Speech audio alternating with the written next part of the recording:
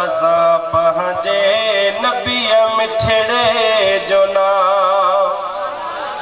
मां त आहियां मुस्तफ़ा जे चैन यारनि जो ग़ुलाम आहियां चुमंदो अदब सां पंहिंजे नबीअ मिठड़े जो नाम अहले सुन्नत जो अक़ीदो चंद्र खां वधिया चिटो जन अदब ईमान सां सोहणे नबीअ खे ॾिठो से सभई असहाब तन सां भेट कीअं ख़ासि आम आहियां चुमंदो अदब सां पंहिंजे नबीअ मिठड़े जो नाम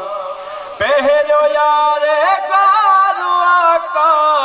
जो सचो आशिक़ु सिद्दीक़ जेको नथो उनखे मञे बेशक उहो आहे ज़िंदीक़ आऊं बचन सूधो आहियां अबू बकर सोणे जे साम आहियां चुमंदो अदब सां पंहिंजे नबीअ मिठड़े जो नाम ॿियो चवां आदिल उमर शैतान थो जंहिंखां टहे कलमो पढ़ण वारे खे उन सां बोक्स काथे थो ठहे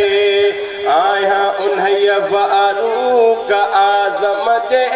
ग़ुलामनि जो ग़ुलाम आहियां चुमंदो अदब सां पंहिंजे नबीअ मिठड़े जो नाम ज़ुल्लुरैन उस्मान गनीअ जो शान बि त को छानवा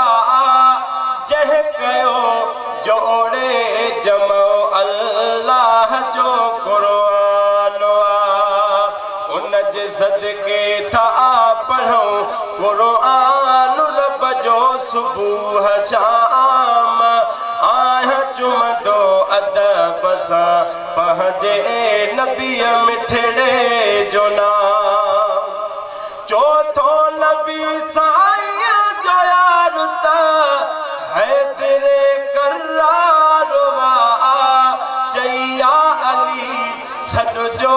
करे अदा उन जो बेड़ो पारिया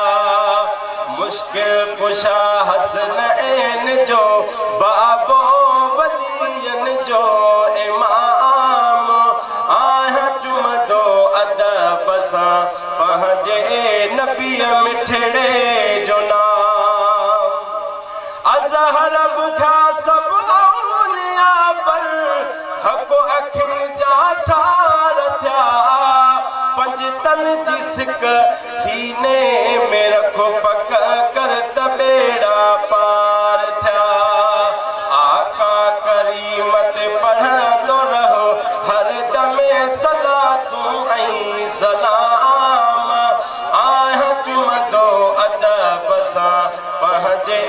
नबीअ मिठड़े जो नाम मां त आहियां मुस्तफ़ा जे चैन यारनि जो ग़ुलाम आहियां चुमंदो अदब सां पंहिंजे नबीअ मिठड़े जो